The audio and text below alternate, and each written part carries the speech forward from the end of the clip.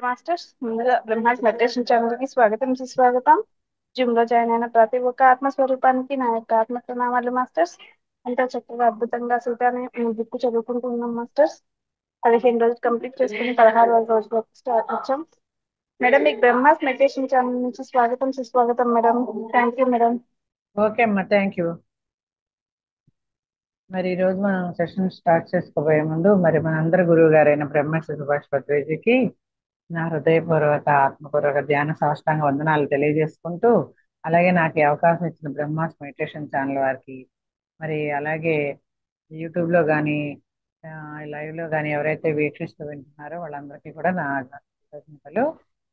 మరి మనం రోజులాగే కొంచెం ఈ untold story of Sita book గురించి కొంచెం ఇంట్రడక్షన్ ఇచ్చుకుందాం.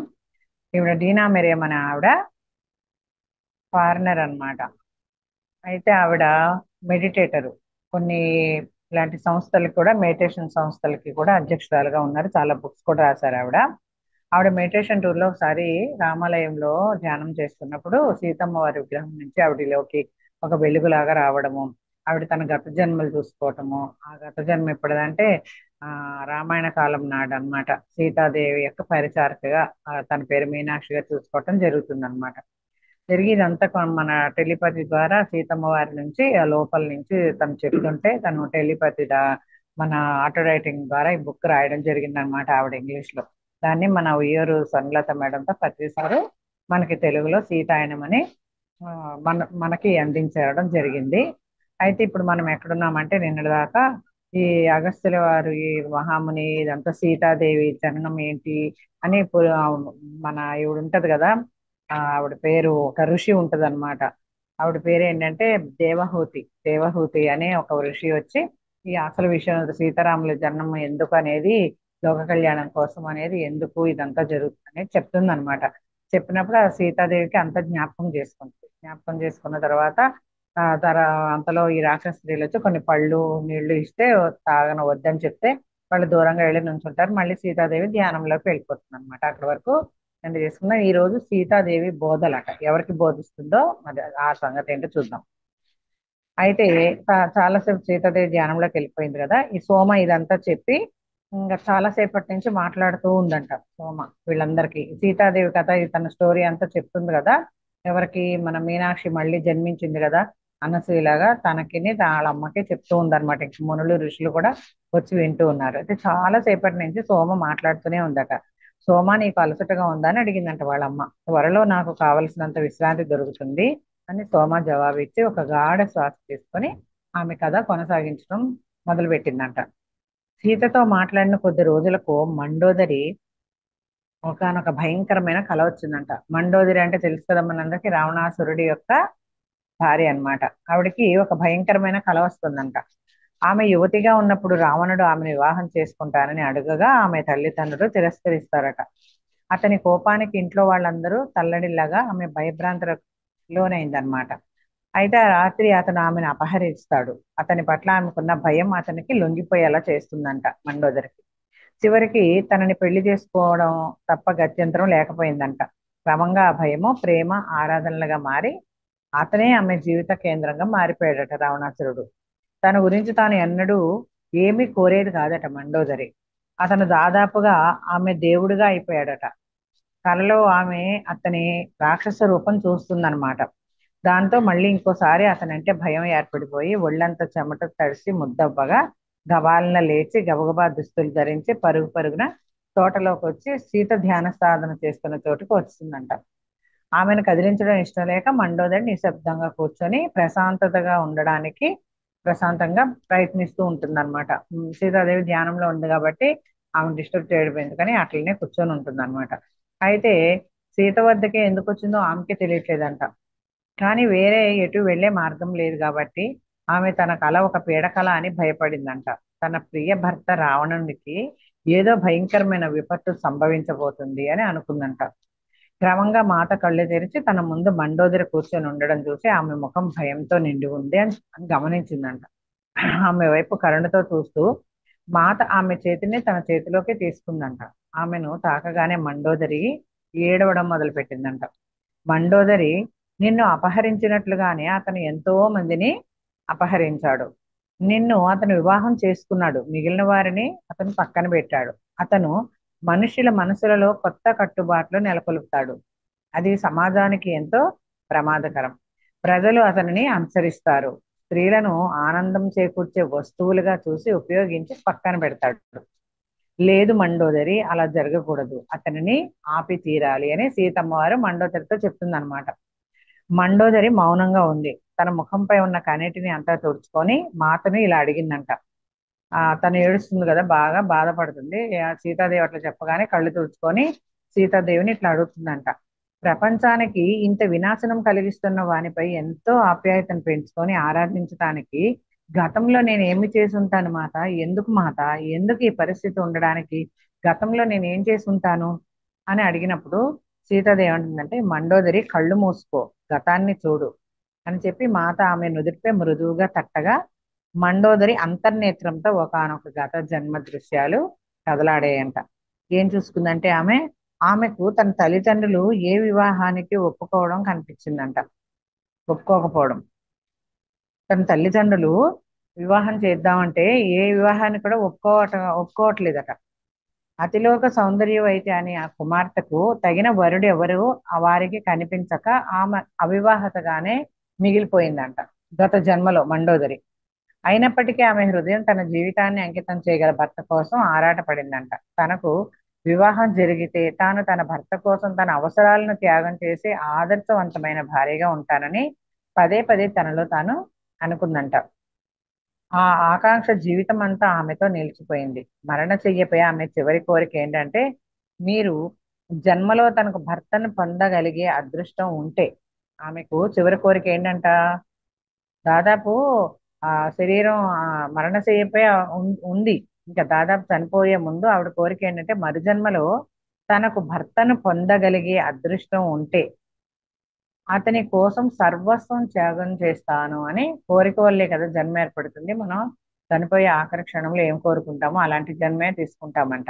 అట్లా మండోదరి ఏం కోరుకుంది, తను కనుక మళ్ళీ జన్మలో భర్తను పొందగలిగే అదృష్టం ఉంటే గనక అతని కోసం తన సర్వస్వాన్ని త్యాగం చేస్తానని కోరుకుందంట. అయితే ఈ గత కోరికను సంతృప్తి పరచడానికే నిన్ను నువ్వు త్యాగం చేసుకున్నావు, ఇది జరిగిందని సీతామాత సున్నితంగా చెప్తుందంట. ఇక్కడ నీ పొరపాటంతా నీ కోరిక సమాజం నుంచి జరగాలనుకోకపోవడం, నిజంగా నీకు ఏది మంచిదో అది కావాలనుకోకపోవడం.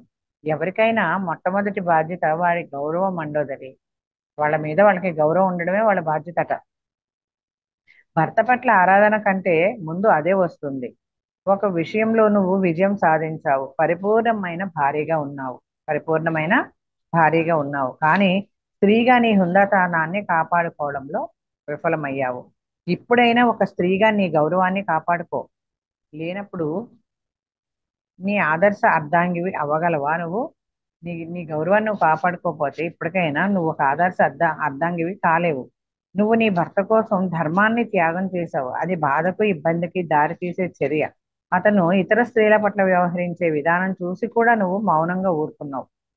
అతని అధికార దాహాన్ని, క్రోధాన్ని, ద్వేషాన్ని అన్నిటినీ చూస్తూ అతని నీకు కాదు అనే ప్రయత్నమే చేయలేదు నువ్వు అంటూ మాత ఇంకా చెప్పడం ఇట్లా కొనసాగించిందంట. రావణుడు నీ శరీరాన్ని మాత్రమే అపహరించలేదు, నీ మనస్సును కూడా అపహరించాడు. ఆ అపహరణ నుంచి విడుదల పొందు, నువ్వు విడుదల పొంది తీరాలి మండోదరి అని సీతాదేవి ఇట్లా చెప్తుందనమాట. కేవలం నీ కోసమే కాదు, లంక కోసం. ఇక్కడ అసలైన బందీవి నువ్వు, నేను కాదు బందీని, నువ్వే. కాబట్టి నేను బందీని కాదు కనుక నా గురించి విచారించకు. రావణుడు నన్నేమీ చెయ్యలేడు. స్వేచ్ఛ మనసులో ఉంటుంది మండోదరి. నీ మనసుకు విడుదల కలిగించి నువ్వు స్వేచ్ఛగా ఉండు. నేనేం చేసి ఉండవలసింది సీత? రావణుడు ఎంతో శక్తివంతుడిగా ఎదిగాడు, నేను ఒకానొక స్త్రీని మాత్రమే. నేనేం చేస్తాను అని చెప్పి మండోదరి అడుగుతుంది. అయితే సీతాదేవి నవ్వుతూ, నువ్వు శక్తివంతురాలు కూడా మండోదరి. నువ్వు రావణుణ్ణి వదిలి వెళితే అతని శక్తిలో సగం ఎగిరిపోయినట్లే. అతన్ని వదిలివేయడమా? ఆ ఆలోచన ఎన్నడూ మండోదరి మనసులో మెదలలేదు. అది ఆమెను వణికించిందంట. నిన్ను ఇక్కడ నిలిపి ఉంచేది ప్రేమేనా లేక భయమా? లేక చాలా క్రితం అప్పటి పరిస్థితిలో నువ్వు చేసుకున్న ప్రతిజ్ఞ? ఏది నిన్ను ఇక్కడ నిలిపి ఉంచుతుంది? ప్రేమ భయం నుంచి కానీ స్వార్థపూరిత కోరిక నుంచి కానీ జనించదు. స్వేచ్ఛ నుంచి ప్రేమ పుడుతుంది. నువ్వు స్వేచ్ఛగా ఉన్నావా మండోదరి అని సీతాదేవి అడుగుతుందన్నమాట మండోదరిని. ఆమె జవాబు చెప్పలేదు. తర్వాత మెల్లగా అతని చర్యల వల్ల ఏర్పడే భయంకరమైన పరిణామాలు కనబడుతూనే ఉన్నాయి. అవి దగ్గర పడుతున్నట్లున్నాయి సీత. మరి అతని దుశ్చర్యలకు మా పిల్లలు కూడా మూల్యం చెల్లించాలా? మరి అతను ఇంత రాక్షసంగా ప్రవర్తిస్తున్నాడు కదా, నా పిల్లలు కూడా మూల్యం చెల్లించాలా అతను చేసే పనుల కంటే? ఏ ఒక్కరూ ఇతరుల దుశ్చర్యలకు ఫలితం అనుభవించరు. వాళ్ళ చర్యల ఫలితాలను ఎవరికి వారే అనుభవిస్తారు. వారికి తమ తండ్రి ప్రవర్తనను అంగీకరించకూడదనే సమయం ఇంకా రాలేదు. కానీ ఆ విధంగా చేస్తారా? నాకు భయం వేస్తుంది మండోదరి. యుద్ధంలో రెండు వైపుల వారు చాలా మంది మరణిస్తారు. ఈ మొత్తం విషయంలోని విషాదం అదే. మొత్తం విషయంలో ఉన్న అన్నిటికంటే విషాదము ఏదైతే రెండు వైపుల వారు చాలా మంది మరణిస్తారు. అది నిరోధించగలిగితే, ఇప్పటికీ రావణుని క్రోధం అతిశయం పెకిలించి అతని మోహం అత్యాసల నుంచి విడుదల చేయగలిగితే యుద్ధం ఆగే ఆశ ఉంది అని చెప్తుందన్నమాట. అయితే సీత నేనేం చేయగలను అని ఏడుపు ఆపి సీతను ఆశగా చూస్తూ అడిగిందంట మండోదరి. నీకు ఒక ఎంపిక ఉంది మండోదరి. అదేంటంటే, నువ్వు అతనిని వదిలి నీ పుట్టింటికి వెళ్ళు, లేక ఇక్కడే ఉండు. కానీ జరగబోయే దానికి నేను నువ్వు సిద్ధం చేసుకో. పార్వతీదేవిని అడుగు, ఆమె నీకు అవసరమైన శక్తి ఇస్తుంది. పార్వతీదేవిని అడుగు, నువ్వు పుట్టింటికి వెళ్ళిపో, లేకపోతే ఇక్కడ ఉండు, కానీ నిన్ను నువ్వు సిద్ధం చేసుకో. దాని గురించి పార్వతీదేవిని అడుగు, నీకు అవసరమైన శక్తి ఇస్తుంది అని చెప్పి అంటుందన్నమాట. మండోదరి కొంచెం సేపు నిశ్శబ్దంగా మాట చెప్పిన మాటల గురించి ఆలోచిస్తూ ఉందంట. తర్వాత జరగబోయే దానికి నేను నా బాధ్యత వహిస్తాను. స్త్రీల గొంతుకలు మోగబోయినప్పుడు జరిగేదానికి నేను సాక్షిగా ఉంటాను. అంతేకాక జరగబోయే నష్టాన్ని నేను పూడ్చగలను అన్న నమ్మకంతో నిలిచి ఉంటాను అని చెప్పి హఠాత్తుగా మండోదరి ముందు ఆమె కుమారుల ప్రతిబింబాలు ప్రత్యక్షమయ్యాయంట. మళ్ళీ మండోదరి ఏడవసాగింది.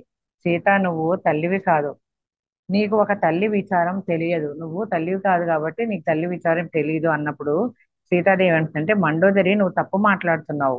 నువ్వు చూసేదంతా అందరూ నా పిల్లలే, అందరూ కూడా నా పిల్లలే. వారితో పాటు నేను బాధపడతాను. నీవు నీ కుమారుల మరణానికి కన్నీటిని కారుస్తున్నాను. వారు నా కుమారులు కూడా. మాత కొంచెం ఆగి మళ్ళీ చెప్తుందంట. మండోదరి, నువ్వు ఈ జాతికి చెందిన దానివి కావు. వారి మార్గాలు నీ మార్గాలు కాదు. నీ మనసులో నిన్ను నువ్వు వేరు చేసుకో. దానివల్ల నీ స్వస్థతా శక్తి బలంగా వృద్ధి చెందుతుంది. అది అవసరము అని చెప్తుంది అనమాట. అయితే మండోదరి ఏమంటుందంటే, సీత, నన్ను నేను స్థిరంగాను ప్రవహిస్తున్న నదిలాగా సున్నితంగా చూస్తున్నాను. రెండూ కలిగి ఉండడం ఎలా సాధ్యం? మృదువుగా ఉంటేనేమో నిలిపివేయబడతారు, ఎక్కడది అక్కడే ఉంటుంది. గట్టిగా ఉంటేనేమో ప్రేమ ప్రవహించదు. రావణుడు నన్ను ఛిద్రం చేయడానికి తన మాయాశక్తులన్నిటినీ ఉపయోగించాడు, కానీ ఫలితం లేదు. అతను నిన్ను హింసించాడు, భయపెట్టాడు, దారుణమైన మాయా ప్రయోగాలు చేశాడు. అయినా నువ్వు అతని పట్ల కోపంగాని ద్వేషంగాని లేకుండా కరుణతో మాట్లాడుతున్నావు. ఇది ఎలా సాధ్యమో అని మండోదరి సీతాదేవిని అడుగుతుంది. అప్పుడు సీతాదేవి ఏమంటుందంటే, కోపం ద్వేషం అనేవి బలహీనమైన మనసు ఉన్న వారికి ఉంటాయి. ఎవరైనా ఈ హానికర ఉద్వేగాలను అధిగమించాలి. నేను కోపాన్నో ద్వేషాన్నో ప్రదర్శించమంటే అది నా పైన రావణుడి విజయం. చూడండి, మనం ఎవరైనా ఏమన్నా అన్నప్పుడు కోపాన్ని ద్వేషాన్ని ఆ, ప్రదర్శించామనుకోండి, అది వాళ్ళకి మన పైన విజయాన్ని చేకూరుస్తుందంట. కాబట్టి ఈ విశ్వాన్ని నిలిపి ఉంచే ప్రేమ మానవ ఉద్వేగాల కన్నా చాలా గొప్పది. ఆ ప్రేమ సున్నితం, స్థిరం, వ్యక్తిగతంగా ఎవ్వరికీ చెందనిది. ఇక్కడ ఏ విభేదమూ లేదు మండోదరి. రావణుడు ఇంకా నేర్చుకోవాల్సిన రహస్యం ఇది. అతని హృదయం ప్రేమ రహస్యంతో ఉన్నట్లు కనిపిస్తుంది అని చెప్తుంది అనమాట. అయితే మాత మండోదరి నుంచి చూపురు మరచి సుదూరంగా తదేకంగా చూడసాగిందంట. అయితే ఇది సత్యం కాదు, ఎవరూ ప్రేమ లేకుండా ఉండరు. కానీ అది లోతుగా దాగి ఉంటుంది. బాధ దానిని కప్పివేసి ఉంటుంది. ఈ బాధను తొలగించడం నేర్చుకుంటే, దానిని అధిగమిస్తే ఆ దాగి ఉన్న ప్రేమ విడుదలవుతుంది. తిరిగి మండోదరి వైపు చూసి, అతని కోసం నువ్వు చేసిన త్యాగం అంతా మండోదరి అతని హృదయంలో లోతుగా పాతిపెట్టబడిన ప్రేమను మేల్కొల్పడానికి తోడ్పడలేదు. నువ్వు చేసిన త్యాగం గాని ఏదైనా కానీ అతనిలో లోతుగా పాతి పెట్టబడిన ప్రేమను మాత్రం మేలుకొల్పడానికి తోడ్పడలేదంట. ఇంకా వేరేదో అవసరం ఉంది అని చెప్తుంది. మాత కొంతసేపు మౌనంగా ఉండి ఆ తర్వాత, మండోదరి, ఇది చాలా ముఖ్యం. నువ్వు నీతో శాంతంగా ఉంటూ నీ మనసుని రావణాసురుని సంకెళ్ళ నుంచి తప్పించు. మిగిలిన వారు అతని వాస్తవ ప్రకృతి పట్ల ఎరుక పొందడం అనేది వారికే వదిలేసి అని లోపల ఏమనుకుంటుందంటే, అది నువ్వు రాముడికి వదిలిపెట్టేసేయ్, అందుకే నేను ఇక్కడ ఉన్నాను అని లోపల అనుకుంటుందంట. తనతో మండోదరితో చెప్పాల్సింది చెప్పి తను మాత్రం లోపల ఏమనుకుంటుంది, నువ్వు అది రాముడికి వదిలిపెట్టేసేయ్, నేను ఇక్కడ అందుకే ఉన్నాను అని అనుకుంటుందంట లోపల.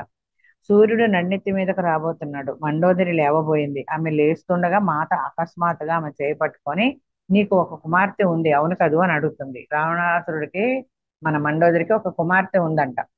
నీకు ఒక కుమార్తె ఉంది కదా అని అడిగితే మండోదరి అంటుంది ఆశ్చర్యంతో తల ఊపిందంట అవును అని. ఎంతో కాలం క్రితం వివాహమై ఆమె వెళ్ళిపోయింది కనుక ఈ మందిరంలో ఎవరు మా కూతురు గురించి, కూతురు గురించి మాట్లాడరు.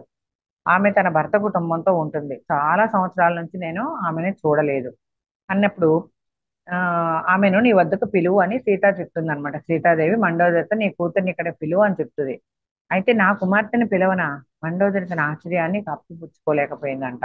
మాత మళ్ళీ తలాడించింది. ఆమె నీకంటే వివేకవంతురాలు, ఇప్పుడు నీకు ఆమె తోడుంటుంది. మాత సలహాకు కృతజ్ఞతలు చెప్పి మండోదరి సెలవు తీసుకుందంట. అయితే తర్వాత కొంతకాలానికే హనుమంతుడు వచ్చి మాతను కనుగొన్నాడంట. అతను మాత ముందు ప్రత్యక్షమైనప్పుడు ఆమె వెంటనే అతను పార్వతీదేవి చెప్పిన మహాదేవుని ప్రత్యక్షీకరణ అని గుర్తించి లేచి పాదాలకు నమస్కరించబోయిందంట. అంతకు ముందు పార్వతీదేవి వచ్చి చెప్తుంది కదా, మహాదేవుడు ఆంజనేయ స్వామి లాగా నీకు తోడుంటాడు వచ్చి అని. అప్పుడు ఆమె గుర్తించిందంట. ఆ మాటలు గుర్తొచ్చి హనుమంతుడిని గుర్తుపెట్టిందంట. గుర్తుపెట్టి లేచి అతని పాదాలకి నమస్కరించబోతే, వద్దు మాత నేను నీ భక్తుడిని అని చెప్పి ఆపాడంట. ఆమె తల పట్టుకొని ప్రభు అది ఎలా అంటే, ఆయన శివుడి యొక్క రూపం అని చెప్పింది కదా, ప్రభు అది ఎలా అని అడుగుతుంది. నేను శ్రీరామునికి సేవ చేయడానికి వచ్చాను అంటాడంట.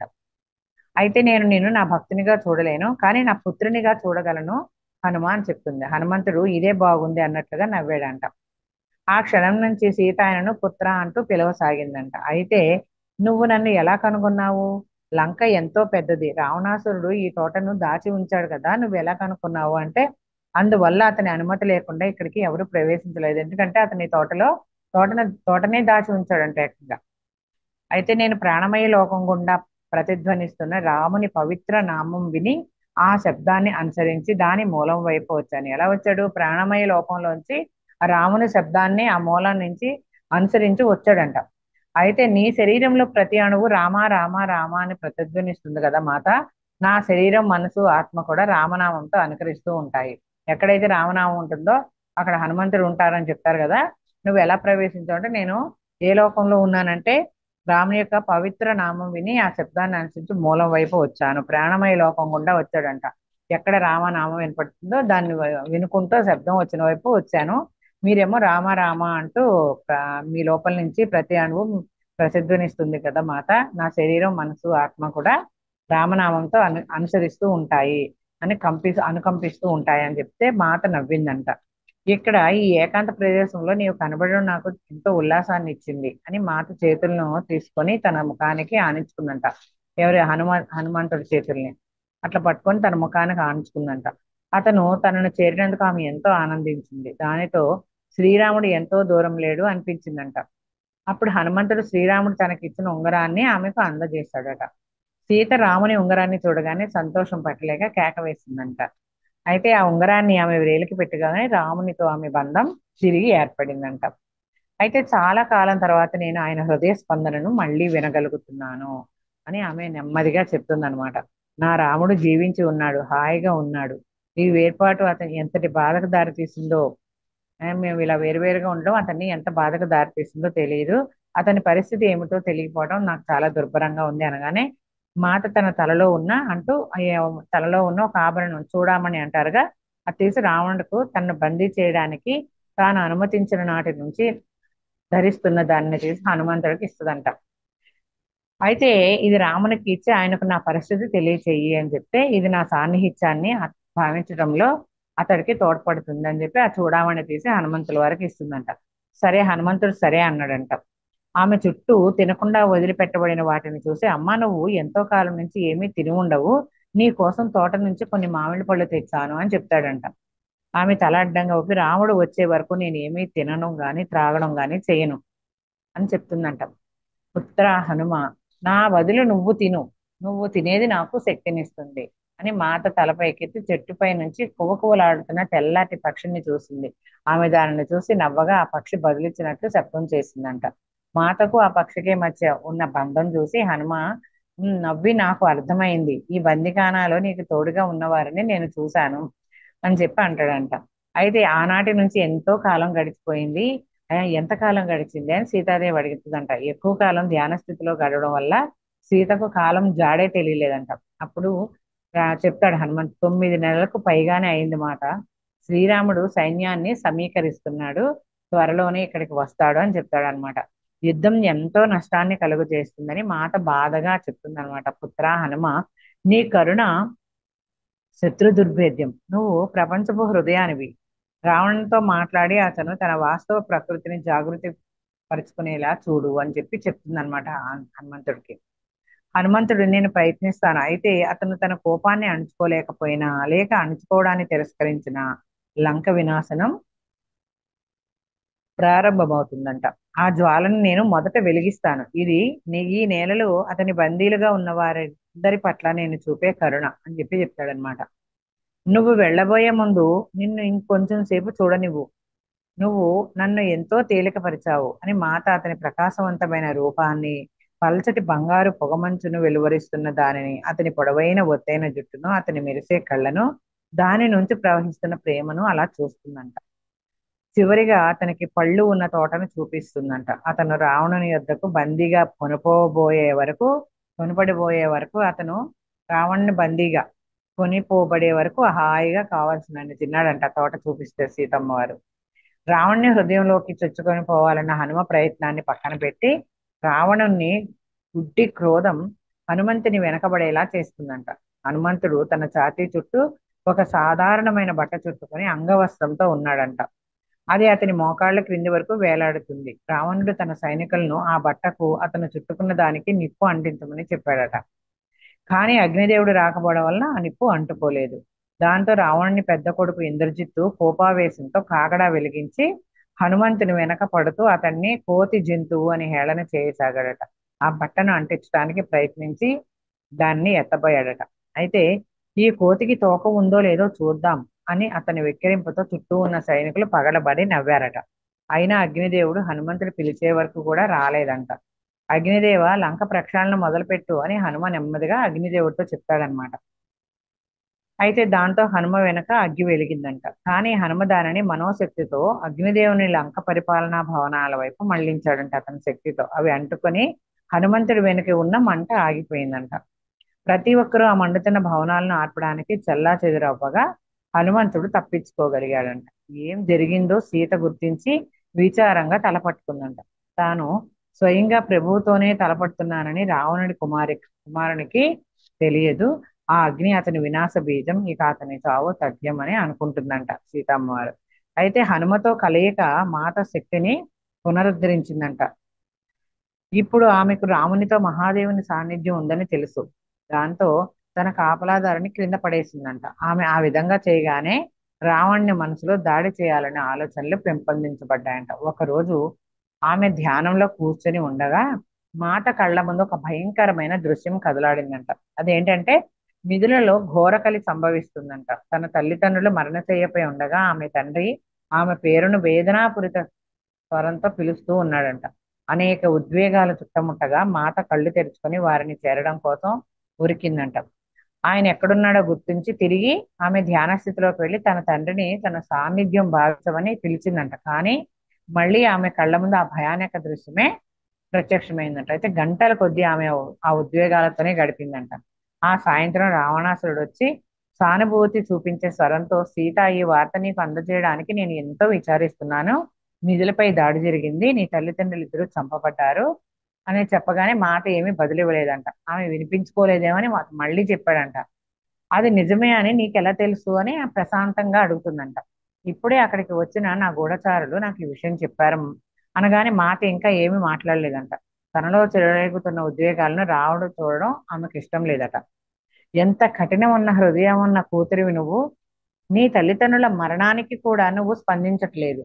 నువ్వు ఎంత కఠినాత్మరాలు హృదయం ఉంది నీకు, నీ తల్లిదండ్రుల మరణాత్మత కూడా నిన్ను కదిలించట్లేదు అని అన్నాడంట.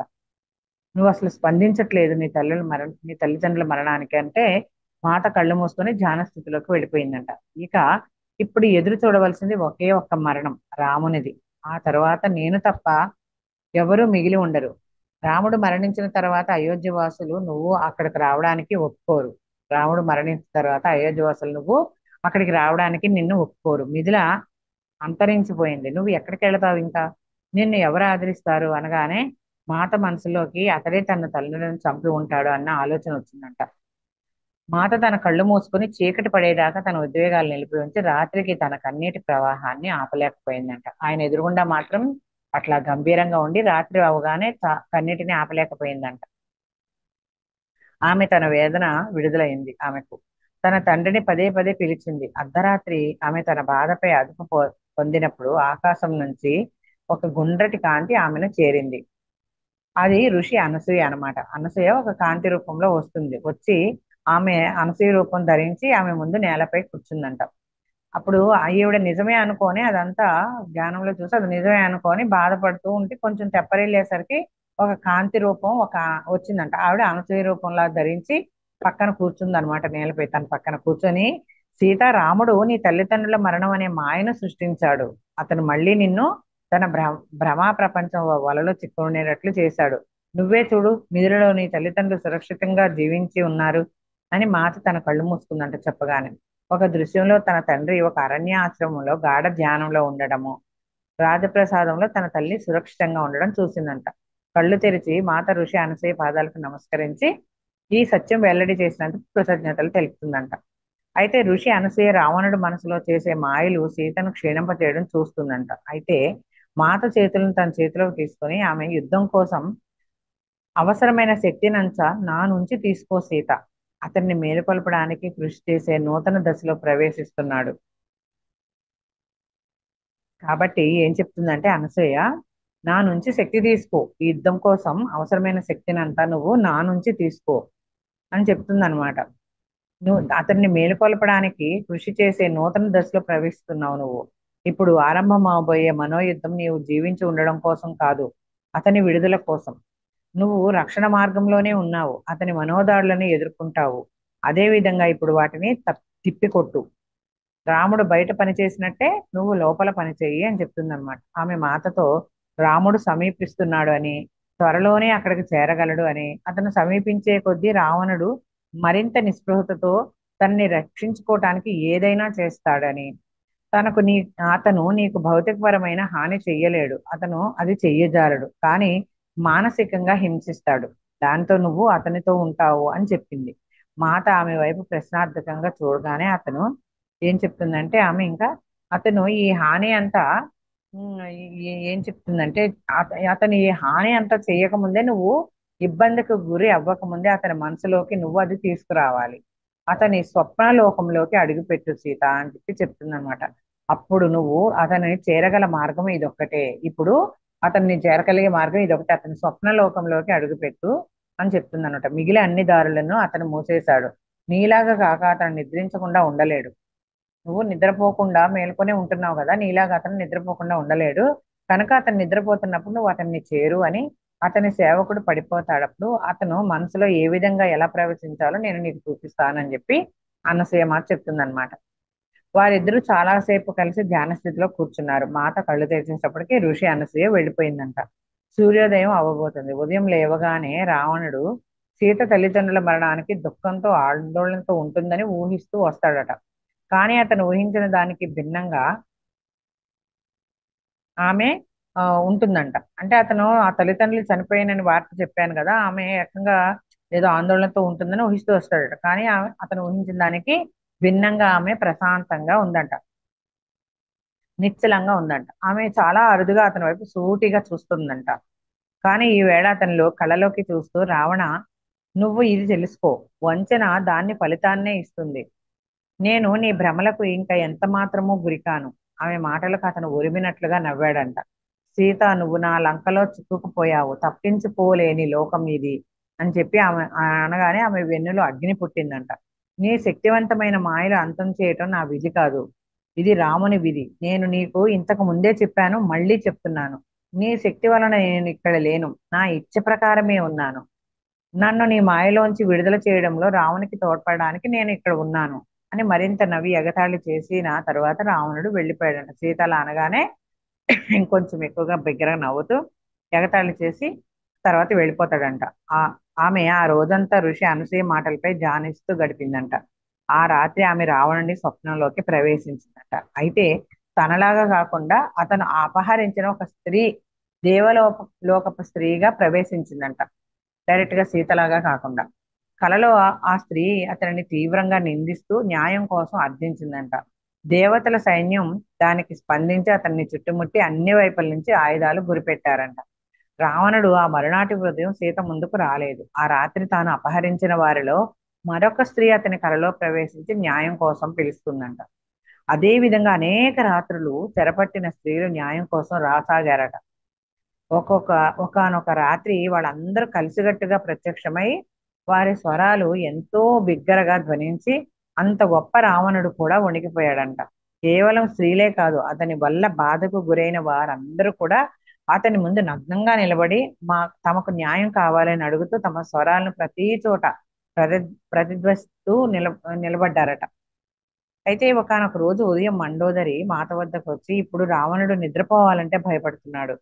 అతను కలలో వెంటాడబడి కనీసం పడుకోవడాన్ని కూడా నిరాకరిస్తున్నాడు. ఎందుకంటే కలలతో వెంటాడబడుతున్నాడు అతను. పడుకోవడాన్ని నిరాకరిస్తున్నాడని చెప్తుందంట. అని విచారం ధ్వనించే స్వరంతో మండోదరి సీత దగ్గరకు వచ్చి చెప్తుందనమాట. అతను రాత్రంతా ఏదో ఒకటి చేస్తూ ఉండి దానివల్ల నిద్రపోకుండా ఉంటున్నాడు. కానీ విశ్రాంతి లేకపోవటం అతన్ని నీరసపరిచి అతని మనసుపై ప్రభావం చూపుతుంది. నేను ఏం చేస్తే అతనికి సహాయం చేయగలను అని అడుగగా మాత అంటుందంట, ఆ పని జరగని మండోదరి, న్యాయ మార్గంలో అడ్డుగా నిలవకు అని చెప్పి బదులిస్తుందంట. 2 వారాలు గడిచిపోయాయట. రావణుడు మాత ముందుకు రాలేదంట. అతనిని హింసించిన కలలు ఇప్పుడు పగలు కూడా వస్తున్నాయంట. అతన్ని ఏదైతే హింస పెడుతున్నాయో కలల్లో అవి ఇప్పుడు పగలు కూడా వస్తున్నాయంట. చివరిగా ఒక రోజు అతను మాత ముందు కూలిపోయిన ముఖంతో, అంటే కమిలిపోయిందంట. అతని ముఖం ఎలా కమిలిపోయిందంటే, ఒకసారి మాత దగ్గరికి వచ్చాడట, సీత దగ్గర కమిలిపోయిన ముఖంతో ప్రత్యక్షమై తనను అసక్తుల్ని చేసినందుకు తీవ్రంగా దూషించాడంట.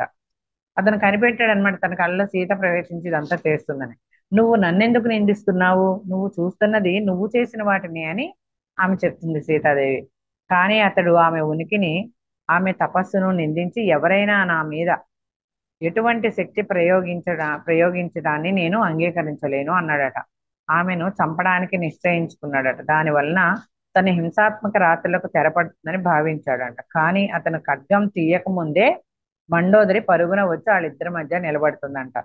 నువ్వు నీ పతనాన్ని కొని తెచ్చుకుంటున్నావు అని ఆమెపై అరుస్తుందన్నమాట. నేను నిన్ను నాశనం చేసుకోనివ్వను అని చెప్పి మండోదరి వస్తుందంట. అయితే మండోదరి, నువ్వు తప్పుకో, ఈ స్త్రీ నన్ను నిర్వీర్యుణ్ణి చేసింది, దానికి ఆమె చావవలసిందే అంటూ రావణాసురుడు అరుస్తాడనమాట. మాత మౌనంగా కళ్ళు మూసుకొని ధ్యాన స్థితిలో తన చుట్టూ ఏమి జరుగుతున్న దాన్ని పట్టించుకోనట్లు విననట్లు కూర్చుందంట. అయోధ్యలో స్త్రీలు సృష్టించిన రక్షణ కవచం ఇంకా ఆమెను చుట్టే ఉందంట. రావణుని ఆగ్రహం దానికుండా చొచ్చుకొని పోలేకపోతుంది. సున్నితంగా, మండోదరి, అతని విధి అతని చేతుల్లో ఉందని నేను నీకు చెప్పాను. అతను తన చర్యల పరిణామాలను చూసి భరించలేకపోతున్నాడు. అందుకే కోపం చాటున తనను తాను దాచుకుంటున్నాడు. అతని అతని తనని ఎదుర్కోలేడు అతను తనని ఎదుర్కోలేడు. నువ్వు గాని నేను గాని అతన్ని రక్షించలేము. కేవలం అతను మాత్రమే ఆ పని చేయగలడు. తనని తాను అతనే రక్షించుకోగలడు. నువ్వు నేను ఆ పని చేయలేము అని చెప్తుంది అనమాట. తర్వాత రావణుడి వైపు తిరిగి, నిన్ను నువ్వు త్రిలోకాధిపతినని పిలుచుకుంటున్నావు, కానీ కనీసం నువ్వు నీకు కూడా అధిపతివి కావు. నీవు చూసిన కలలు నువ్వు ఉన్న స్థితి యొక్క ప్రతిబింబాలే. ఇప్పటికీ సమయం మించిపోలేదు రావణ, క్షమణ మించినది ఏమీ లేదు అని అంటుందన్నమాట. అయితే మాత మాటలు విని రావణుని మండిపడేటట్లు చూసినా అతను యుక్తిగా అప్పటికి తిరిగి వెళ్ళిపోయాడట. ఆ రాత్రి అతను ఎంత ప్రయత్నించినా మెలకువతో ఉండలేక నిద్రించాడంట.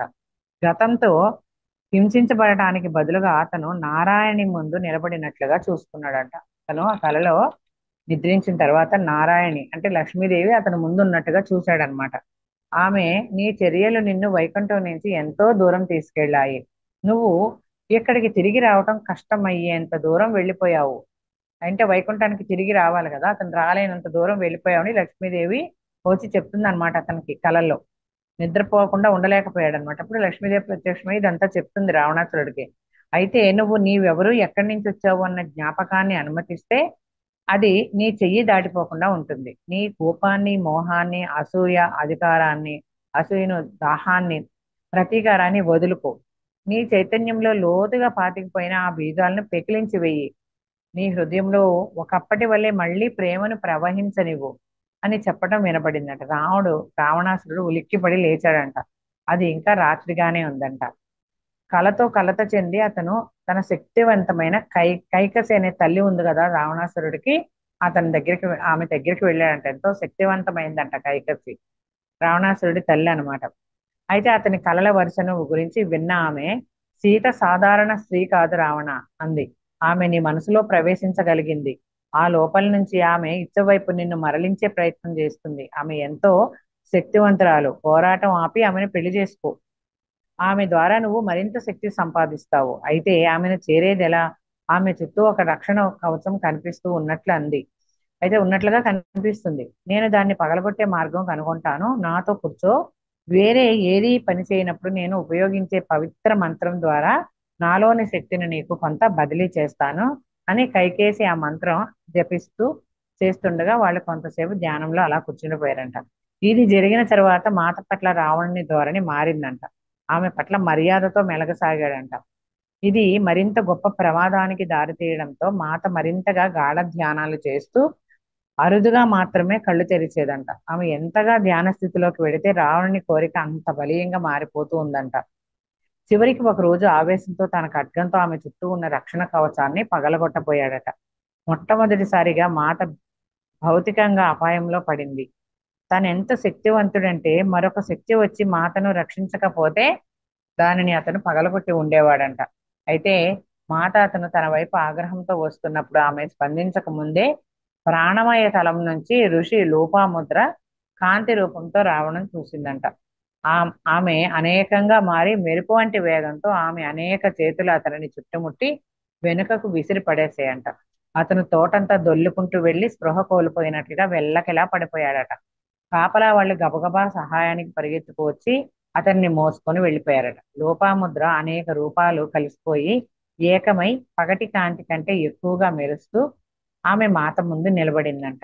తన వద్దకు వచ్చి కాపలా కాస్తూ రక్షిస్తున్న స్త్రీ ఋషులందరికీ ఆరాధనతో కృతజ్ఞతతో మాత సీతాదేవి చేతులు జోడించిందంట. సీత, నీ వంతు పని నువ్వు చేశావు. మిగిలింది రామునికి సంబంధించింది. రావణుని బాహ్య ప్రవర్తనతో మోసపోకు. నువ్వు అతని అవమాన బీజాలను కదిపావు. ఇప్పుడు అతను నిస్పృహతో నిండి ఉన్నాడు. ఇది చల్లారదు. ఇదే శ్రీరాముని విజయానికి దారితీస్తుంది. ఇప్పుడు నువ్వు నీ శ్రద్ధను ముందు రాబోతున్న బయట యుద్ధం వైపు మరల్చాలి.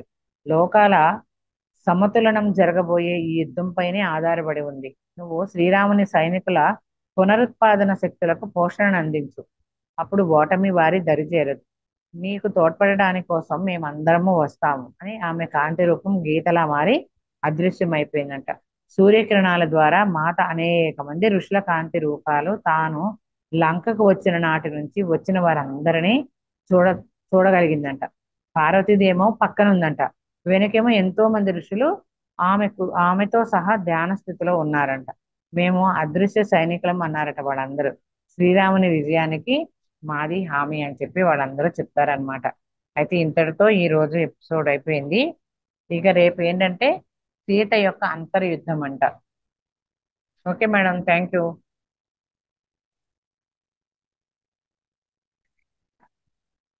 ఏంటి ఇంకా టైం ఉంది?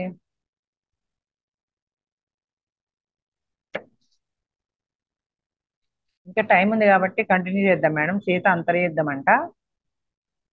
సీత బోధ అనేది చాప్టర్ అయిపోయింది. ఇప్పుడు సీత అంతర్యుద్ధం అంట. అయితే సోమ ఆగకుండా కొనసాగిస్తూ చెప్తూనే ఉందంట. సోమ ఇదంతా వీళ్ళందరికీ చెప్తుంది కదా. ఎవరైతే అనసూయ తన తల్లి, అదే మీనాక్షిగా ఆ చనిపోయి మళ్ళీ అనసూయగా పుడుతుంది కదా, ఆమె తల్లికి ఇంకా అక్కడ ఉన్న ఋషులందరికీ సోమ చెప్తుంది అనమాట. ఇదంతా ఇంకా ఆగకుండా ఇట్లా చెప్తూ ఉందంట. యుద్ధానికి కొన్ని రోజుల ముందు రావణాసురుడు కోపంగా మాత వద్దకు వస్తాడట. ఆమెకు దుఃఖం కలిగించి వశం చేసుకునే ప్రయత్నాలు విఫలం అవ్వగా మళ్ళీ భయపెట్టడం మొదలుపెట్టాడంట. నిద్రలేని రాత్రులతో డస్సిపోయి కోపంగా రగిలిపోతూ ఆమెను మంత్రగత్తె అని పిలిచాడంట. ఒకానొక స్త్రీ తనను లెక్క చేయటం లేదన్న ఆలోచన అతనిని అదుపు కోల్పోయేటట్లుగా చేస్తుందంట. మనోమాయల ద్వారా ఆమెను వశం చేసుకొని అదుపు చేయడానికి చేసిన కృషి ఎంత మాత్రమూ ఫలించలేదంట. మాత నిరంతరం జాగ్రత్తగా రక్షింపబడుతూ పరిరక్షించుకుంటూ ఉందంట. ఆమెకు తన మార్గాలు అత్యంత సూక్ష్మమైనవి అని తెలుసు. ఒకరోజు ఆమె మనసులో రాముని మరణం భ్రమను సృష్టించడం ద్వారా ఆమె బలహీనపరచాలని వచ్చాడట రావణాసురుడు. నవ్వుతూ ఎగతాళి చేస్తూ రాముడి యుద్ధంలో దారుణంగా గాయపడి పట్టుకోబడి ఉన్న ప్రతిబింబ దృశ్యాన్ని ఆమె ముందు కల్పించాడట. అంటే రావణుడు దారుణంగా గాయపడి పడుకోబెట్టబడి ఉన్న ప్రతిబింబాన్ని, ఆ దృశ్యాన్ని ఆమె ముందు కల్పించాడట రావణాసురుడు రాముణ్ణి. భవిష్యత్తు ఇదే, నీ భర్త జీవించేది కొన్ని రోజులే అని ఆ భవిష్యత్తు గురించి రాముడు పడిపోయి ఉన్నట్టుగా చిత్రీకరించి సీతాదేవికి చూపిస్తాడట. క్రూరంగా నవ్వుతాడనమాట. మాత ధ్యానంలో కూర్చుంది. శ్రీరాముని ప్రతిబింబం ఆమె ముందు నిర్జీవంగా కూర్చోబెట్టబడి ఉందంట. ఇట్లా పడుకోబెట్టబడి ఉందంట. ఏంటి, రావణాసురుడు కలిగించిన భ్రమంట, ఇది భ్రమన్ మాట ఇదంతా. అయితే ధ్యానంలో కూర్చుంటే ఆమె కూడా సీతాదేవికి ఏం కనపడింది, రాముని ప్రతిబింబం ఆమె ముందు నిర్జీవంగా పడుకోబెట్టబడి ఉందంట. అయితే రావణుడు అటువంటి ప్రతిబింబాలు ఆమె మనసులోకి ప్రవేశపెట్టడం అది మొదలు కాదు. ఇలాంటివి చాలా చేశాడు ఇంతకు ముందు అనమాట. అయితే మాయ అని తెలిసినప్పటికీ బయట ఏ ఉద్వేగమో ప్రదర్శించకపోయినా తన ప్రియరాముని ఆ స్థితిలో చూసి ఆమె హృదయం చలించిపోయిందంట. ఆమె కళ్ళు తెరిచి నిలకడగా చూస్తూ లేచి నిలబడింది. తల విదిలిచి కరుణాపూరిత నవ్వుతూ అతనితో, రావణ, నీ దశాబ్దాల తపస్సు దుష్టత్వం కోసం, సంవత్సరాల తరబడి నీ ధ్యానం, ప్రార్థన, ఉపదేశాలు నీకేమీ నేర్పలేకపోయాయి. ఎంతో విలువైన కాలం వృధా చేశావు. ఆ కాలమంతా నిన్ను నీ లక్ష్యం వైపు నడిపించి ఉండవలసింది. నీవు జన్మ తీసుకున్న కారణం ఇది కాదు. మాయాలోకాలను సృష్టించి ప్రజలను భయభ్రాంతులకు గురి చేయటం, పరమార్థం లేని లోకాలు ఏ వాస్తవము లేనివి సృష్టించడం కాదు. వాస్తవం. అతను నవ్వాడనమాట. ఇది వాస్తవం అని. నేను వాస్తవాన్ని సృష్టిస్తాను. ఏ మనసులో అయినా సరే ప్రవేశించి ఏ ఆలోచనైనా ఏ దృశ్యాన్నైనా ప్రవేశపెడతాను. వాస్తవం ఏమిటి సీత, నా సృష్టి తప్ప, ఇదంతా నా సృష్టి తప్ప వాస్తవం ఏమని అని చెప్పి రావణాసురుడు కూడా అంటాడు అనమాట. ఆమె తల పట్టుకొని, నువ్వు పొరపడ్డావు, మాయా విద్యలను నేర్చుకున్నావు, కానీ నువ్వు సృష్టించేదంతా ఎందుకు పనికిరానిది, వాస్తవంలో ఏ విలువ లేనిది. ఇదంతా క్షణంలో నశించిపోతుంది. భ్రమా ప్రపంచం వెనుక ఒక వాస్తవం ఉంది రావణ. అయితే ఆ వాస్తవం నువ్వు చేరుకోలేనంత దూరంలో ఉంది. నీకు ఆత్మ గురించి ఏమీ తెలియదు. నిజంగా నువ్వు ఎవరో అన్న దాని గురించి కూడా నీకేమీ తెలియదు. నీ గురించి నేను రావణ్ణి, ముల్లోకాలకు ప్రభువును అనుకుంటున్నావు. అది నిజం కాదు. నువ్వు అది కాదు అని చెప్తుంది అనమాట. ఆమె ఈ విధంగా మాట్లాడుతుందని అనుకోని రావణుడు నిర్ఘాతపోయాడట. నేను ఈ ప్రపంచాన్ని ఏ విధంగా అదుపు చేస్తానో నీకు కనపడలేదా? నేను మెరుపులు సృష్టించి భూమిని నలిపేస్తాను, వర్షాలను నిలిపేస్తాను, గ్రహగతిని నియంత్రిస్తాను. అవన్నీ నా ఆధీనంలోనే ఉంటాయి. గ్రహగతిని కూడా నియంత్రిస్తాను, నీకు చూపించనా అని చెప్పి ఉరుమాడంట. అయితే అన్ని భ్రమలే, అన్ని ఆ భ్రమలే ఆమె ఎదుర్కొంది. నువ్వు ఈ పనులన్నీ చేయగలను అన్న భ్రమ సృష్టించావు. చాలా మంది నిన్ను నమ్ముతారు, కానీ నేను నీ ముసుగును దాటి చూశాను రావణ. నువ్వు భయంకరమైన అసత్యాల సాలెగూడిలో చిక్కుకుపోయావు. అన్నీ అసత్యాలే అని చెప్తుందన్నమాట. అయితే సీత అని అతను హుంకరిస్తాడనమాట. నేను నిన్ను ఏ క్షణంలోనైనా చంపగలను అనగానే సీత తలడ్డంగా ఊపుతూ, నువ్వు నన్నేమి చేయలేవు. నువ్వు ఈ శరీరాన్ని చంపవచ్చు, కానీ నేను ఈ శరీరాన్ని కాదు. నువ్వు ఇంకా ఈ విషయం గుర్తించలేదు. ఇన్ని నెలల నుంచి నేను చెప్తున్నా దానికి ఏ ఫలితమూ లేదా? నేను నీ ప్రాణాన్ని రక్షించడానికి ప్రయత్నించడం లేదు. దానికి ఇప్పటికే చాలా ఆలస్యమైంది. తరువాత రాబోయే దాని నుంచి రక్షించడానికి ప్రయత్నిస్తున్నాను.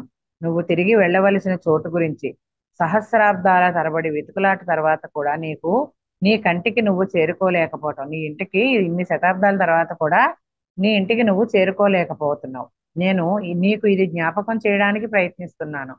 వాస్తవంగా నువ్వు ఎవరో అన్న దానికి మేలుకో రావణ.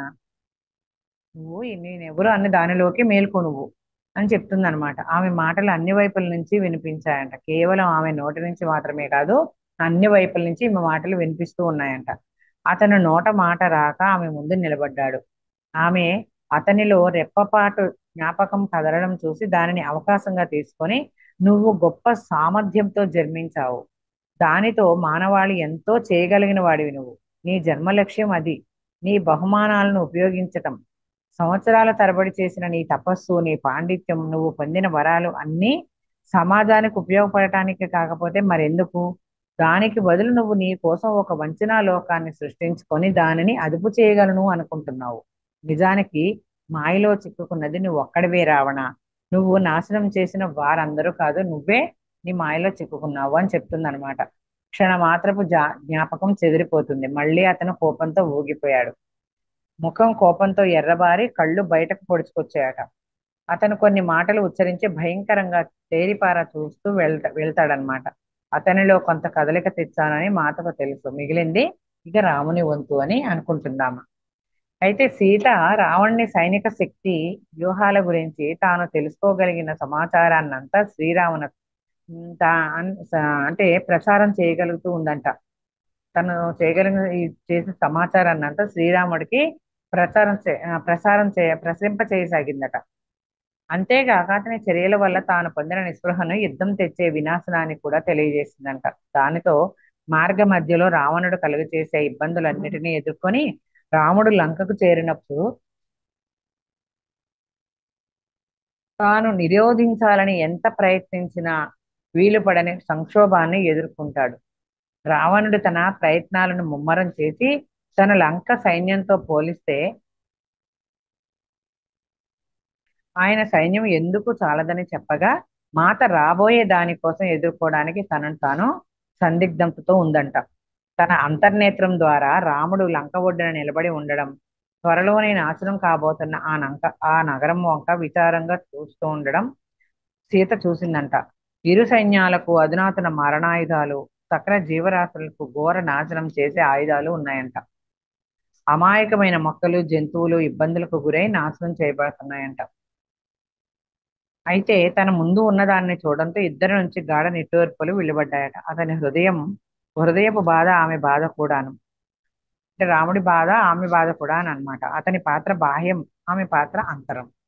ఈ యుద్ధంలో వీరు ఐక్యంగా పోరాడాలి. ఆమె ప్రతి చిన్న విషయం పట్ల ఎంతో శ్రద్ధతో ఉండి తాను ఉన్న చోట నుంచే రాక్షస రాజ్యపు మనోతలంలో నుంచే పోరాటం చేయాలట.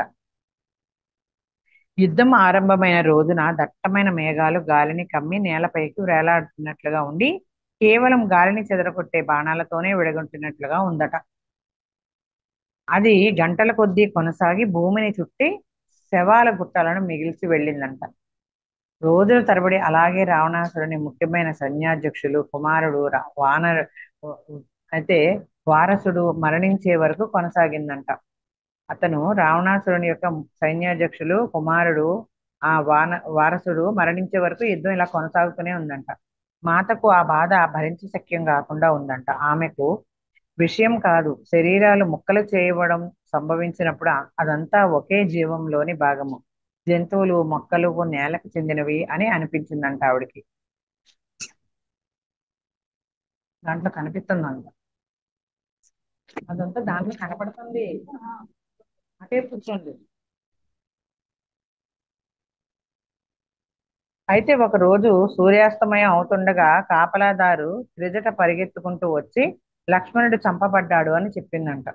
మాత అపనపంకంగా తలపట్టుకొని ఇది అసంభవం అని గొణిగిందంట. అయితే ఒక రోజు సూర్యాస్తం అవుతుండగా ఏం జరిగిందంట, కాపలాదారు అనే త్రిజట ఉంటుంది కదా, ఆమె పరిగెత్తుకుంటూ వచ్చి లక్ష్మణుడు చంపబడ్డాడని చెప్తుందంట.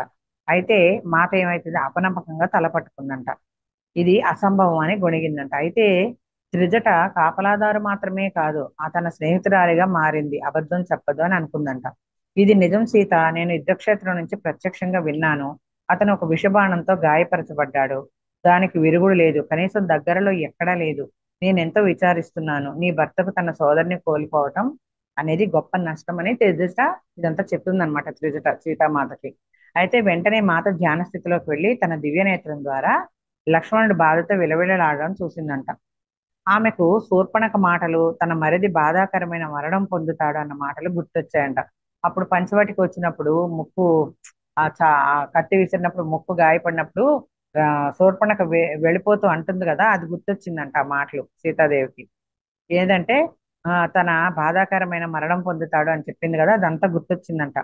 శ్రీరాముడు అతని పక్కన కూర్చొని అతని మెలితిరిగిన ముఖాన్ని ఔషధ ద్రవాలతో తడిపిన బట్టతో తుడుస్తూ తన వ్యధను తగ్గించుకోవటానికి ప్రయత్నిస్తున్నాడంట. ఒక వైద్యుడేమో హనుమంతునికి సంజీవని వృక్షాన్ని తెమ్మని సూచిస్తున్నాడంట. ఆ పవిత్ర వృక్షం ఒక్కటే ఆ విషానికి విరుగుడుగా పనిచేస్తుంది, కానీ కొన్ని గంటల వ్యవధిలోనే అది తీసుకురావాలి, లేనట్లయితే ఆ మొక్క పనిచేయదు అని చెప్తారనమాట. విషం అతని రక్తంలోకి ప్రవేశిస్తుంది గనక సమయం చాలా విలువైందని వైద్యుడు తెలిపాడనమాట. అంతకు ముందు మాతకు కేవలం ఒకే ఒకసారి రావణుడు తన చెయ్యి పట్టుకొని లాగినప్పుడు మాత్రమే కోపం వచ్చింది. ఇప్పుడు ఆ కోపం మళ్ళీ వచ్చిందంట సీతాదేవి. ఆమె వెన్నుగుండా ఒక అగ్ని తరంగం ప్రసరిస్తూ ఆమె లక్ష్మణుని ముందు ప్రత్యక్షమైందంట. అతని వద్దకు వెళ్ళాలనుకుంది, కానీ భౌతిక శరీరంతో లేకపోవడం వల్ల ఎవరికీ కనబడటం కానీ వినపడటం కానీ జరగలేదంట. ఆమె అతన్ని తాకలేదు, సహాయం చేయలేదు, ఎందుకంటే హాస్టల్ ట్రావెల్ చేసి వచ్చిందనమాట. హనుమంతుడు తిరిగి వచ్చే వరకు అతన్ని శరీరంలో నిలిపి ఉంచడానికి ఏం చేయాలా అని ఆలోచిస్తూ అలాగే నిలబడి ఉండగా ఒక ఛాయా రూపం దగ్గర అవడాన్ని చూసిందంట. ఆమె వెంటనే ఆయన మృత్యుదేవుడైన యముడని, లక్ష్మణుని శరీరం నుంచి ఆత్మను తీసుకెళ్లడానికి వస్తున్నవాడని గుర్తించిందంట. యముని రాకతో వీస్తున్న తీవ్రమైన గాలులను పక్కకు నెట్టి లక్ష్మణుని చుట్టముట్టబడిపోతున్న నల్లని మేఘాలను త్రోసివేసి ఆమె లక్ష్మణునికి యమునికి మధ్య చేతులు చాపి రక్షిస్తున్నట్లుగా నిలబడి ఉందంట సీతాదేవి. అయితే అలా నిలబడగానే ఏమైందంటే నువ్వు అతన్ని తాకకూడదు అని అరిసిందంట. నిలబడుతూ యముడికి లక్ష్మణుడికి మధ్య వచ్చి నిలబడుతూ నువ్వు అతన్ని తాకకూడదు అని అరుస్తుందంట.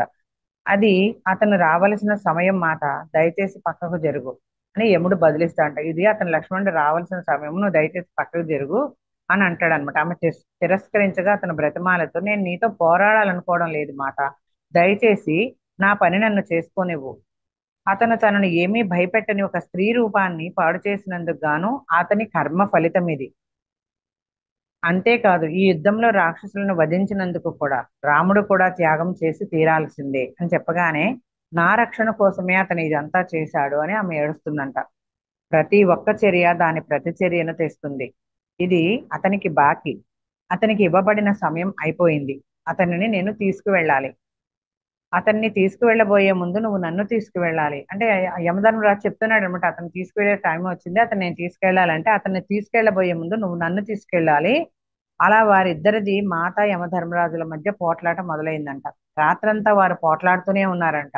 యముడు అనేక కోణాలలో లక్ష్మణుని చేరడానికి ప్రయత్నించగా మాత అంతకంటే వేగంతో ఒకవైపు నుంచి ఇంకో వైపుకు వెళ్ళి అతనిని దూరంగా ఉంచగలిగిందంట. పదే పదే ఆమె ఏడుస్తూ ముందు నన్ను తీసుకువెళ్ళు అని ప్రార్థించిందంట. కానీ ఆమె సమయం రాలేదని చెప్పాడు. చివరగా ఆయన ఆమెతో అతనిని నేను వదిలి వెళ్తాను, కానీ దానికి బదులుగా నాకు ఏదైనా ఇవ్వు అంటాడంట. అప్పటికి ఆమె కూడా పోట్లాటతో అలసిపోయి ఉండడంతో దానికి అంగీకరిస్తుందంట. నీ జీవితం నుంచి కొన్ని సంవత్సరాలు తీసుకుని అతని జీవితాన్ని పొడిగిస్తాను అని యముడు అనగా ఆమె అంటే సీతాదేవి జీవితంలోంచి కొన్ని తీసి అతని జీవితాన్ని పొడిగిస్తాను, అప్పుడే నేను అతన్ని వదిలి వెళ్తానని చెప్పగానే ఆమె అంగీకరిస్తుందంట సీతాదేవి. ఆమె తన అంగీకారం తెలిపి వెంటనే ఆయన సుదూరంగా మాయమై చుట్టూ ఉన్న నల్లటి మేఘాలు విడివడిపోయినాయి అంట. త్వరలోనే హనుమంతుడు మూలికా వృక్షాలతో వస్తాన్ని గుర్తించి మాత అక్కడి నుంచి తప్పుకుంది. కొంతసేపటి తర్వాత ఆమె అశోక వృక్షం కింద ఆ గడ్డి మీద లేచేసరికి త్రిజట బోదార్చుతూ లక్ష్మణుడు ఆ గాయం నుంచి బయటపడ్డాడు అని చెప్పిందంట. మళ్ళీ వచ్చేసి తన శరీరంలోకి వచ్చేసింది అనమాట. కొంతసేపటికి ఆ ధ్యాన స్థితిలో ఉండి కొంతసేపటి లేచేసరికి మళ్ళీ త్రిజట వచ్చి లక్ష్మణుడు ఆ గాయం నుంచి బతికి బయటపడ్డాడని చెప్తుంది అనమాట. అయితే సోమ మాత హనుమంతుడితో ఈ కథ చెప్పినప్పుడు ఆమె యమునితో పోట్లాట కలో నిజమో అర్థం కాలేదని, అది విషయం కాదు, లక్ష్మణుడు బ్రతికాడు అంతే చాలు అందంట. కానీ హనుమంతుడు నాతో తాను సంజీవిని వృక్షంతో తిరిగి వచ్చిన తరువాత లక్ష్మణుడు కళ్ళ తెరవగానే రామునితో మొట్టమొదటిసారిగా సీత ఎక్కడా అని అన్నాడంట. రాముడు ఆమె ఇంకా రావణుని మందిరంలోనే ఉంది, బందీగానే ఉందని తెలుపగా లక్ష్మణుడు తల అడ్డంగా లేదు లేదు అది ఎలా సాధ్యం, ఆమెను నేను ఇక్కడే చూశాను అని, ఆమె నా ముందు నిలబడి ఉండడం చూశాను అని అనటం తాను విన్నాను అని చెప్పి అన్నాడంట లక్ష్మణుడు. ఆ విధంగా యమధర్మరాజుతో మాత పోట్లాట నిజంగా జరిగిందని నాకు తెలుసా అని లక్ష్మణుడు చెప్తాడనమాట. అయితే మాత జీవితం ఇక్కడ మలుపు తిరిగింది. ఆమె శక్తి క్షీణించింది. అయితే యుద్ధం దాదాపు ముగిసింది. హనుమంతుడికి తప్ప యమధర్మరాజుతో జరిగిన సంఘటన వేరెవ్వరికీ తెలియదు. హనుమంతుడికి ఒక్కటే తెలుసు అంట, యమధర్మరాజుతో సీతాదేవి పోరాటం జరిపిన విషయం. మాత దాని గురించి ఎప్పుడూ మాట్లాడలేదంట. ఆమె మరణించడానికి 1 సంవత్సరం ముందు పార్వతీదేవి శ్రీరామునికి ఇదంతా చెప్తుందంట. సీతాదేవి మరణించడానికి ముందు 1 సంవత్సరం ముందు నేను ఆమెని సంఘటన గురించి ప్రశ్నించగా ఆమె దాని గురించి మాట్లాడడానికి నిరాకరించింది. ఏ తల్లి అయినా తన బిడ్డ కోసం ఏం చేస్తుందో తాను లక్ష్మణుడికి అదే చేశాను అని అందంట. లక్ష్మణుడు ఆమెకు కొడుకు వంటి వాడు కాబట్టి అట్లా చేసిందని తను చెప్తుంది అనమాట. అయితే సోమ కళ్ళ నుంచి నీరు కారుతూ మాట్లాడలేకపోవడం వల్ల కథ చెప్పడం ఆపేస్తుంది. ఆమె మళ్ళీ మాట్లాడగలిగినప్పుడు మాత గురించి ఎవరికీ తెలియంది ఎంతో ఉంది. ఆమె పని కనపడదు, అది ప్రపంచం నుంచి దాగి ఉంది. దానిని ఈ విధంగా ఉంచడంతో ఆమెకు తృప్తి ఉంది. ఈ ప్రపంచాన్ని రక్షించడానికి నిజంగా అవసరమైన పని మానవాళి కళ్ళు చెవుల నుంచి దూరంగా జరుగుతుంది అని ఆమె నాతో అనేక సార్లు చెప్తుంది అని చెప్పి సోమ చెప్తుంది అనమాట. సాయంత్రం అవబోతుండగా మేము మరొకలా కాలంలోకి ప్రాంతంలోకి వెళ్ళి వచ్చినట్లుగా ఉందంట. సాయంత్రం అవుతుందంట ఇక సోమ ఈ కథ చెప్తుంటే. అయితే వీళ్ళకి ఏమనిపించిందంట, ఏదో ఇంకో కాలంలోకి ఇంకో ప్రాంతంలోకి వెళ్ళి వచ్చినట్లుగా అనిపించిందంట ఇదంతా వినగానే. అయితే నేను తిరిగి సాధారణ స్థితిలో వచ్చి చుట్టూ చూసేసరికి సోమ చిన్న కుటీరం, ఋషులతో కొందరు కూర్చొని కొందరు నిలబడి మరికొందరు కిటికీలోంచి చూస్తూ నిలబడి ఉన్నారట. వారు తమ శరీరాలకు పోషణ కోసం వచ్చారు, దానికి బదులుగా తమ ఆత్మ పోషణ పొంది వాళ్ళు వెళ్ళారట. శరీర పోషణ కోసం వచ్చి దానికి బదులుగా వాళ్ళ ఆత్మ పోషణ పొంది వెళ్ళారట అక్కడి నుంచి. అయితే ఇదంతా ఇప్పుడు నీకు విశ్రాంతి అవసరం, ఇంకా బహుశా నీకు ఇప్పుడు నువ్వు రోజంతా మాట్లాడుతూనే ఉన్నావు సోమ, నువ్వు చెప్పిన విషయం మమ్మల్ని కదిల్చింది, ఇది మా అని వాళ్ళ అమ్మ అన్నదనమాట సోమ అయితే సోమ తలాడిస్తూ దాదాపు చివరికి వచ్చాము, నేను మాత త్యాగం అనే ఈ చివరి భాగాన్ని పూర్తి చేస్తాను అని చెప్తుంది అనమాట. సరే ఆ చివరి భాగం ఏంటో సోమ రేపు పూర్తి చేస్తుందంట. సరే మరి మేడం, ఈ రోజుకి అయిపోయింది. Okay madam, thank you.